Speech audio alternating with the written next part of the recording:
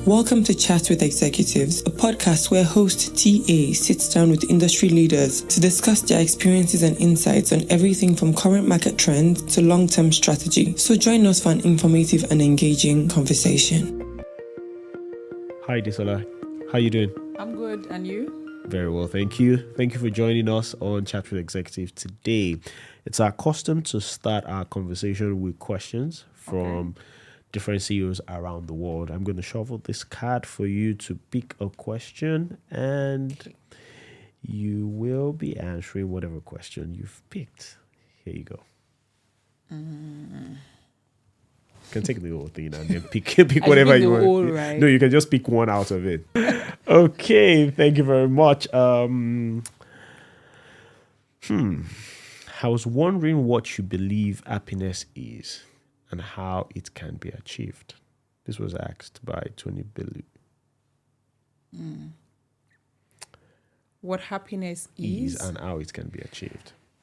I think happiness is a state of joy, as in of being. It's a state of excitement where it's a deeper feeling that you only can feel, right? And it's not what something makes you to be, but it is Something you are.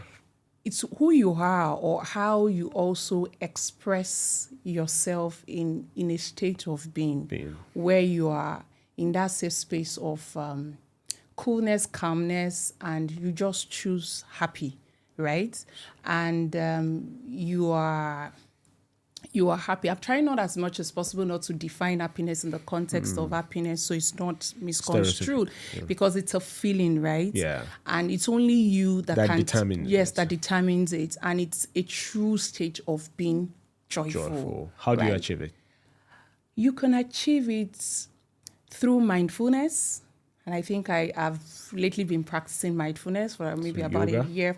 No, just meditation. Just meditation. Yeah, so I do meditation, and in that state, you could come out of it. And I think one of the things in one of the meditations is for you to actually picture yourself in the future of who you want to be. Okay. And then you are truly appreciative of that. And it gets you into another state of REM where you assume in that state that you are there. Okay. And you come out of it feeling you own the world and you can take anything, and you're just excited and you're just happy, which is different from external things like telling you it's because I have money or whatever. This is just being like joyful and you're happy. And the meditation actually helps me get into that space. Wow. Okay. That's very, very interesting. Learned something new today. Thank you. All right. So how did you become the chief commercial officer of, a leading technology brand, Helium Health? Okay, so this is a journey of, let me say approximately 15 plus years. Okay. Originally, my school background is a pharmacist, and then after school, I wanted to put my hands into, obviously, pharmaceutical, but that was the aspect into sales and marketing. And so I'd worked in different organizations, AstraZeneca. So I did a lot of multinational movements, and I moved to different organizations until my last spot was Novartis. I think at this space was where I wanted something more. And at that point, there were different offers available.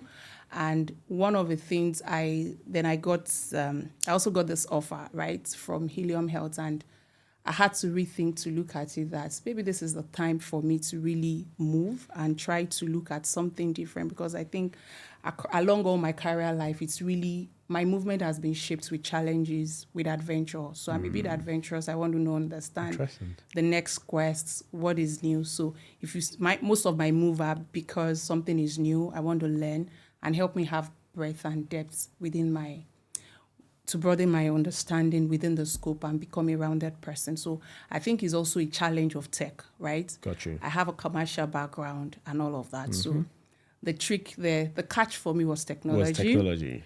And I'm excited about it. So that's how I got here. 10 months down the line, how are you feeling?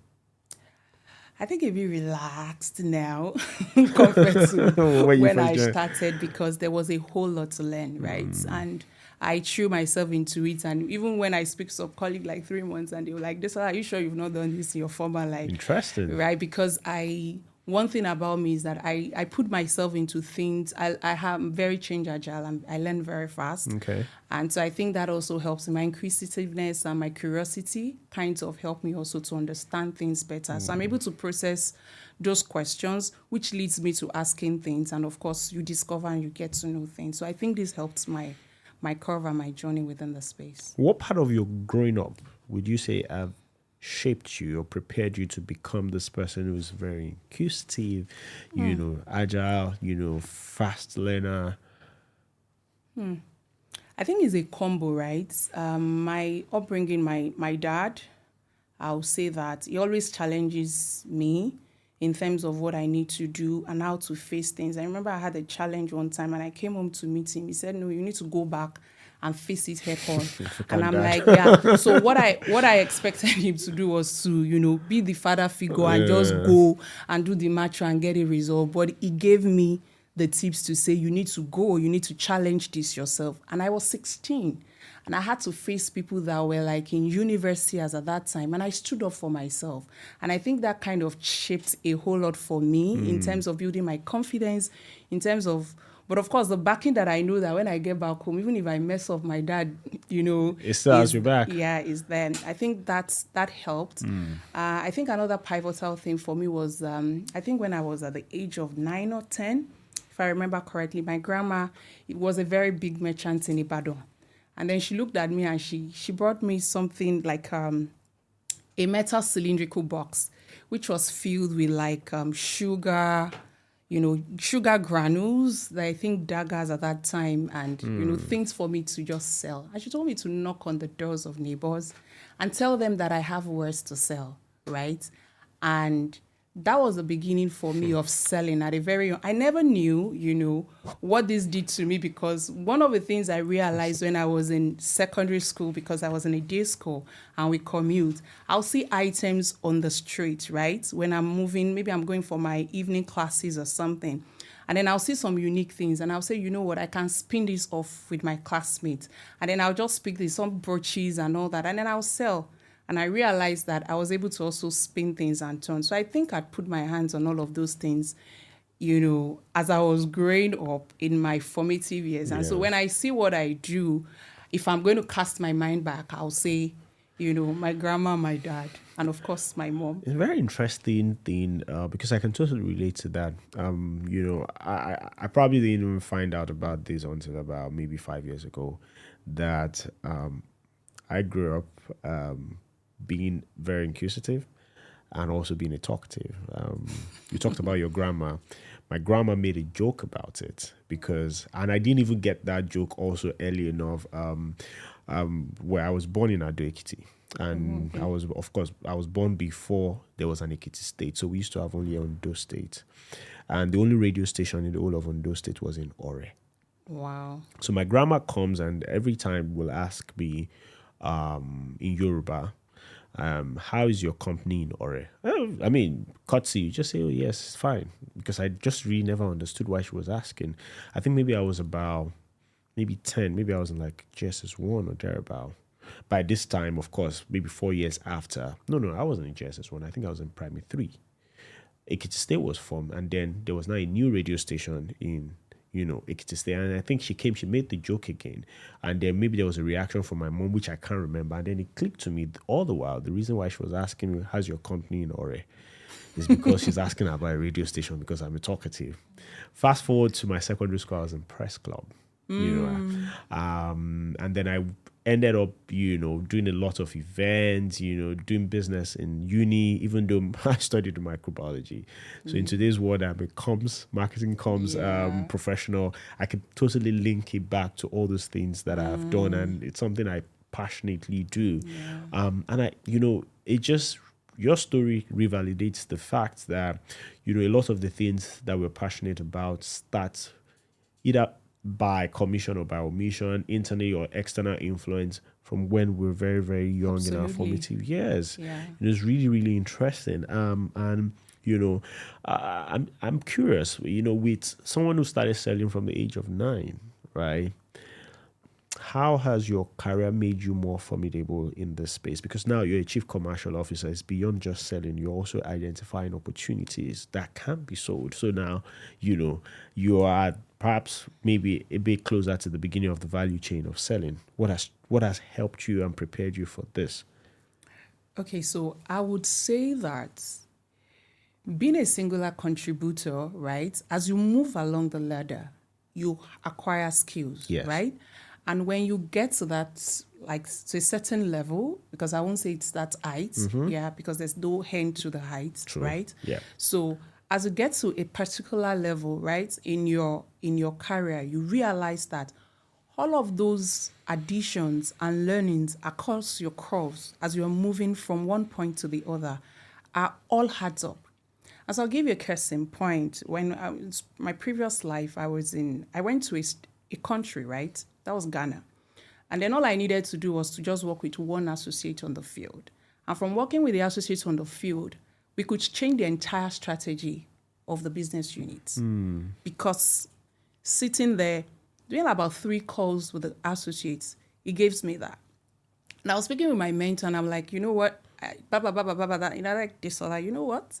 He said, I'm amazed at how far you have grown, but this doesn't come just by understanding, but it comes through experience. Okay. That because of your experience across the year, because you've been doing. So when you get to the position of being a leader, right, you are able to see those things if you really did the work. Yes. While you were growing. Not just coasting, right? But you were doing the work. And in doing the work and throwing yourself into it, when you get to the leadership position, you pop up all of those things, yes, because they come natural to you. It's not exactly. It's not a fluke. And I was speaking also with another younger colleague yesterday where he was asking me that, you talk from a place of experience. I said, really, it's the years that add up, because I can't tell you that there is a script that I have or a book that gave you it's addition of all the things you have learned, you've read, you have even seen other people do that shapes what you do. So for me, that is very key. And at that leader understanding that you are at that level, you need to understand that you cannot do it by yourself. You need to walk through people. Yes. And this is where the leadership comes into play, where you understand that for me to...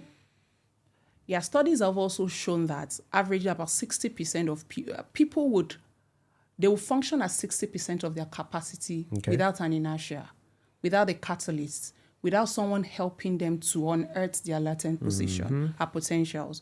So what you do, your responsibility as a leader is to activate that 40%. So human capacity is limitless. So we put a cap on it where you want it to stop.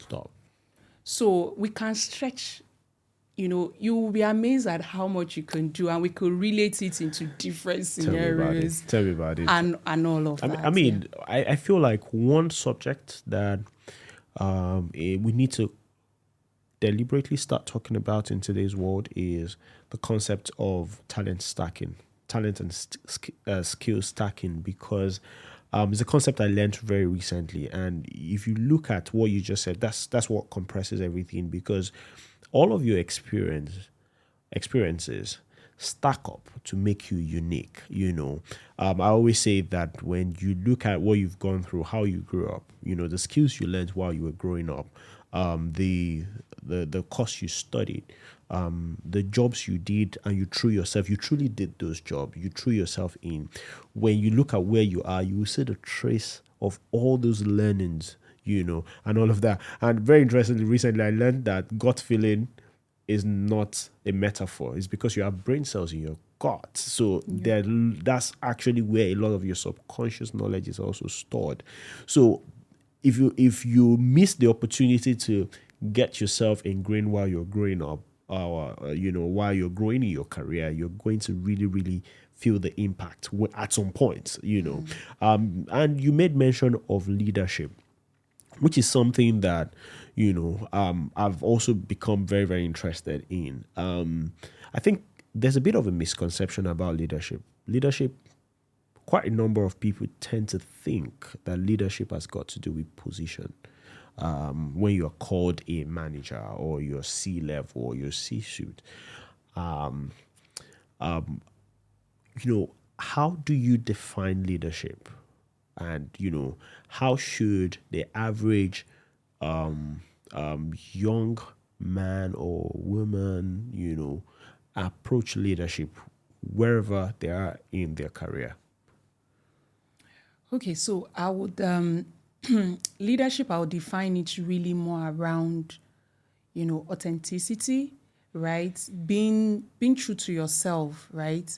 And also ensuring, I think the understanding of us, getting to the reality that our essence on earth, right? It's beyond my immediate family, it's beyond my extended family, and it's just beyond the people within my spheres of influence, right? That it's there is a reason I am put here. So for every position that I am, every space that I occupy, I need to shine my light within that space. And how do I shine my light within that space? It's not me validating it, is other people being able to replicate what I think good is, right? Okay. And I'm influencing, which is influence, right? And then they're able to then leave it such that when you leave that space, you have someone being able to mirror what you do, and you smile, you look back, and you see the traces of what you have left behind as being good. I think this is a hallmark for me in terms of definition of leadership. It's not something that you could define. This is just like an aspect of it that I see. And of course, it's not by title, neither, just like you said, by position. It's really far more than that, because there's so many people that are there as, have the title, but yet people, they are not influencing, right? Because your influence could be positive, could be negative, right? But in terms of shaping and ensuring that the world is a better place, we are scaling, we are doing things positively, and we are progressing, whether as a country, as a nation, as an individual, or within our spheres where we are. For me, I think this is leadership. Leadership. Let's look at one of the events in recent times that have changed a lot of our concept is the COVID-19 pandemic. I often say that the millennials have gone through a lot. Do you think COVID-19 has affected, our perception about leadership? What do you think, how do you think the approach to leadership has evolved post COVID-19? Yeah, I think COVID-19 has shaped a lot of things, even for me, because, prior to COVID-19, we believe that there is a certain way. So I'm going to use place of work, right? As an instance, we believe there's a certain way we need to come to work physically and commute and all of that. And then I remember I was in Novartis at the time, and prior to COVID, we had a day that we were meant to work from home. Okay. I never did. I tried it once and I felt like, no, this is not, you're not I'm serious, not working. right? And then I never took it, but I have friends that, other colleagues that we take the day off, and they just inform their manager that today will be my day off. And then we now entered COVID, and it became like a lockdown. That's the norm. And we had to do it. And I had to reflect, and I told myself, what changed? Condition, environment, now we are forced to do that. And because we are forced to do that, you had to bring up a new belief system. You are trumping the initial reset. It's a reset button to tell you that this is a new way to work. But unfortunately, it's a hard one pressed on everybody. And that shaped a lot of things. It tells us that as a leader, I don't have to come into a particular place to have conversation. What I do on virtually whatever things, it reaches everywhere. And you can see a whole lot of social media things popped up about that time, because people realize I don't have to have a whole conference before I reach people. I can do a YouTube and I can reach the audience. Even if it's one person that gets that message and is influenced, I'm good, right? And so it shaped a lot of things, even in the workplace, the way we do things, the way we respond to people, the empathy that comes even into humanity and how we relate with people. It definitely shifts, because you cannot continue pre-COVID is not the same thing as post-COVID. Post-COVID. I completely agree with you. During the pandemic, I think during the pandemic and specifically during the lockdown was the first time I actually blocked out my calendar to say I'm blocking my calendar not because I want to work, but because I want to use it to do specific things that's got nothing to do with an external factor. And this came off 2 days of back-to-back meetings. I had meetings from 7 o'clock in the morning up until 9. Like, at most, maybe I'll have like a 30 minutes break, maybe once or twice. Wow. That day, it was intense. I've never felt that much exhausted. And it happened, maybe I had the first episode on like maybe a Monday, then Tuesday was light, and I had the episode again on Wednesday. And then maybe I spent maybe like the first 7 hours of Thursday doing something similar. And I said, no, you can't continue like this. And it changed because now like the fact that my calendar is free does not necessarily mean that I want to take a meeting during that period. Absolutely. And the second thing is, which is something that I've helped, one of our organizations, is that we had a tremendous expansion during COVID-19, and it completely changed how we work because we were forced to then come up with a method of working remotely. Up till now, we do 2 days in the office, till date. Except when it's absolutely necessary, we're only in the office 2 days a week, and we've been doing that, since post. Same with Helium Health. Also, we do 2 days. Pandemic. We do 2 days. So, what impact do you see Helium Health having on the health sector now and in the future? Okay. Helium Health currently is positioned, to taking that space, especially when you look at back in the days where it's still happening now, and our goal really is to ensure that we see a digitalized Nigerian space and eventually Africa, where there are no paper-based record and everything can actually be digitized. Digital. Where we, in a world where, data becomes a tool that the government can use to, make informed decisions, data analytics, and be able to understand that there's a trend happening here. Maybe there's going to be an epidemic breakout. It's because you have data and you have analysis that is giving you this. But when you're on a paper base, that's beclouded. You are unable to make a lot of decisions. So many things you don't know about. So this is where Helium is, better positioned as an organization to ensure that we help this patient within this health ecosystem, within the health tech space. We are well positioned to ensure that Africa, Nigeria, most importantly, where we are situated, and other countries within Africa space, we are scaling and we are able to digitize as many facilities that we need to, and even connect at the level of the government, where the government also is able to then see at one single source of truth what is happening in every corner, no matter how remote, the village is. A click of a button at the minister's space is able to see everything that is happening. I think that's very, very, very commendable. When you look at one of the challenges with making effective change in Africa is not necessarily the lack of data, but the lack of or inability to easily access the data in a format where you can, then make a decision out of it. How is that going?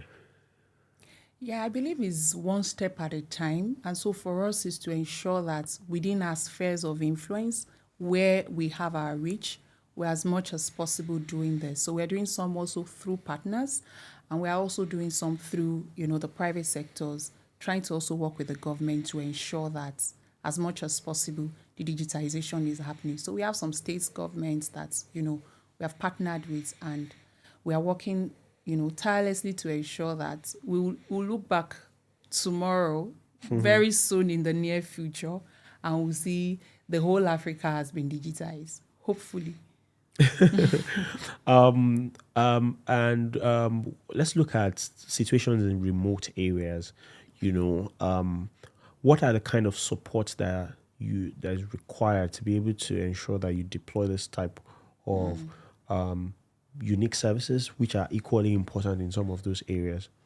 Yeah, the challenges with the remote settings first is power, because electricity isn't constant. So, and you understand that if you are going to digitize, you need stable electricity, internet connectivity, and also use the, infrastructure basically. So you also need a device to ensure that they have it. So even if someone is donating to them a device, you also need to sustain and pay for the electricity. You need to also sustain and ensure that you also pay for the internet connectivity. So this is what the remote, units face. And when you realize that their per capita income in terms of patient being able to pay for this, those are the challenges that compete with the remote areas. And of course, in this kind of things like that to actually come in, it's going to really be through grants or maybe the government then coming in to put, the resources behind it to say that, these underserved populations are actually also reached and that we are able to collect cater, the data. yes, Collect the cater data for them, yes. from that end.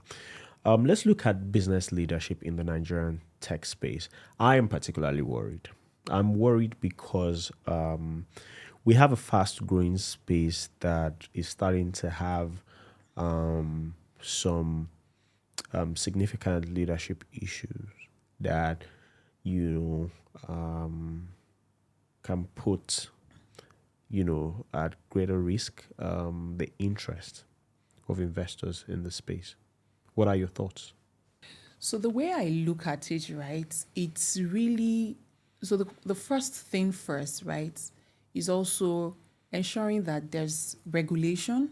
I think the regulation within the sector will help to shape all of these challenges. Okay. Because if it's also if it's regulated, right, and all of, if there's a check and balances in terms of who is regulating what and all of that, it also puts, it helps to put the investors at least when the investors are coming in, they know that if this is they are like a pitch deck that you're hearing and you're also checking all of the numbers. I think that shouldn't be an issue. I think where the issue really is over-promising and not... under delivering. Yeah, delivering up onto that. So, and there are a lot of things within the space that could contribute to it.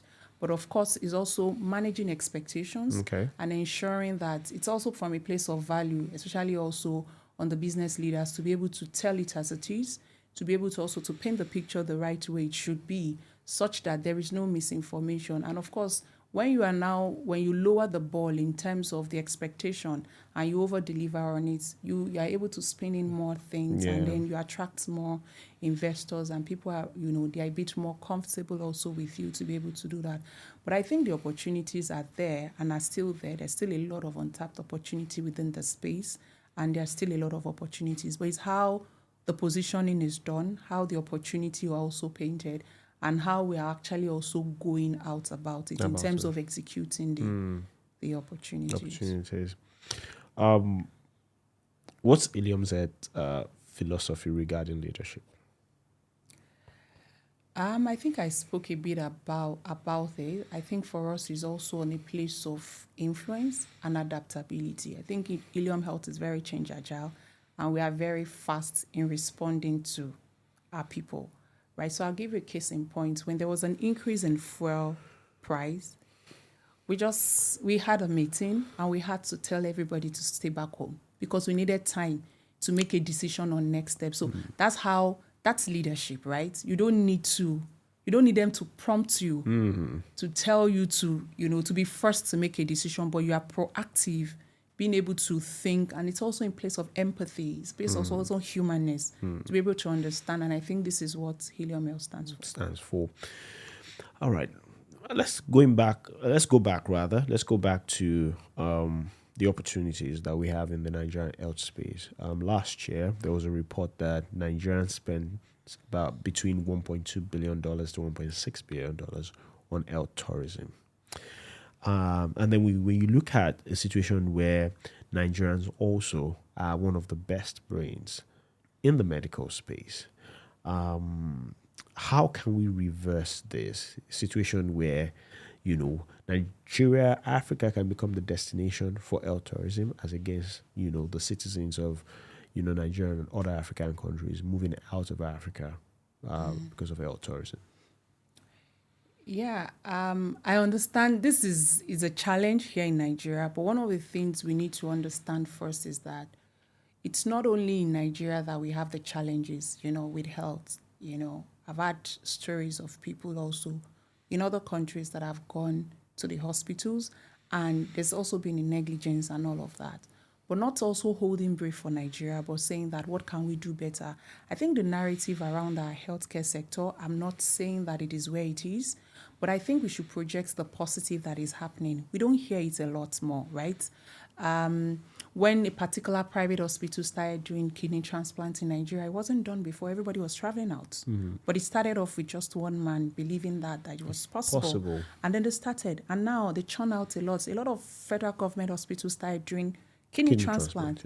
Yeah. I also had a friend also in another Western hospital, in the teaching hospital, where some very rare liver cases are actually also done. But it wasn't done. He actually went to Germany to go learn, right, and came back, to the country, and they started having progressive reports. The question is, I only heard about information because I'm close to him, right? And we had that conversation. It never hits the papers. And those are things we need to project. These are things we need to put out there to tell our narrative, because it's the story that is being told that would attract people to say there is possibilities back home. Right, yeah. But if we don't tell those stories very well and put out our stories very well, if it's the gloomy story of somebody that died and something that happened, if it's the negative that is being propagated, it's a negative we are going to get. And you're still seeing that drain happen. Gotcha. But also, I think also intentionality about also catering and taking care of the healthcare workers, is very essential, because what is attractive to them is the same way you see like somebody working, maybe things have changed, right? But I could say somebody working in an oil organization, right? One would say, I want to move, except maybe for the kids that I keep hearing a lot of times that want to move outside the country, because it's not also as juicy when you compare your paycheck here in Nigeria to another country. Absolutely. So a lot of them would rather stay here. So it's that same narrative. Like, what is the story we are putting out there? And then ensuring that people are better remunerated. And I think a lot of privatization and ensuring people are well paid, restructuring also of medical health salary workers would help, right? Because if there's a restructuring and there's a limit of what they can earn, and people see that this is good, then people put in also their mind to what they do, because there's a lot of drain. Right? I completely agree with you. I know about that so well. What do you think are the untapped potential in our healthcare system, as the health sector in Nigeria? Yeah, I think the untapped is still around. We're still talking 1.6 billion is untapped. You see the point? That's a broad way to look at it, actually. Yeah, it's the broad way, but you need to open the funnel and then you start siphoning to get to the roots, right? And that's usually my own thinking, like, what's the pie? How big is the market? The opportunity also still exists within manufacturing. Last year, I think I was looking at the numbers, we imported about 600 billion naira of antibiotics into the country. That's an opportunity untapped. Why are we not manufacturing that in Nigeria? What? Yes. So it's in the papers. I just did a bit of desktop research just to also look at what is happening. Where are the untapped opportunities, like you're asking me? And I was shocked to see that's just an arm of products. Yes. Among the series of products that antibiotics we have. Only. That's it. So that's why I just looked at that very bigger funnel. That's even one arm. This is another arm that is also not really talked about. And for us to actually also have a very good manufacturing plant here in Nigeria, some had shut down previously. If they're going to come, what's going to make them to come? The cost of production, compared to the Asian, cost world, of production, yeah. How do we ensure that we mitigate that? Yeah. What can we do? So policies need to be created and need to be adapted to. We need to woo investors to ensure that they feel that it's safe enough for us to come here, so that Nigeria will become the Nigeria of our dreams and everybody can be here. I know, jackpot. Interesting. I think we'll close out with this very interesting question. What is something people value that you no longer value? I think for me is the fear of validation, right? I think validation would be for me. I think at the point, in the world where people expect that you need validation from people to be able to be what you want to be, right? It puts you in a box because then you live perpetually on that tick box before you could really breathe, right? So for me, I think I chose to leave that space and I chose a separate place, which is unconventional, where I choose me, right? Over everything. It's okay to not, be popular in that space, but it's just okay to be that. I be the one to check me and validate because I have my principles and my value system that I need to tick, check. And once I tick it, I'm good. And if I'm having not a validation from the outside, as long as I'm okay with it internally, then I'm good. You're good. Very interesting perspective. Thank you very much for joining us today, Adesola. I really appreciate it. It's been a very, very interesting conversation. And till we come again, thanks for listening. Bye. Yeah, thank you so much. Yeah, bye. Yeah.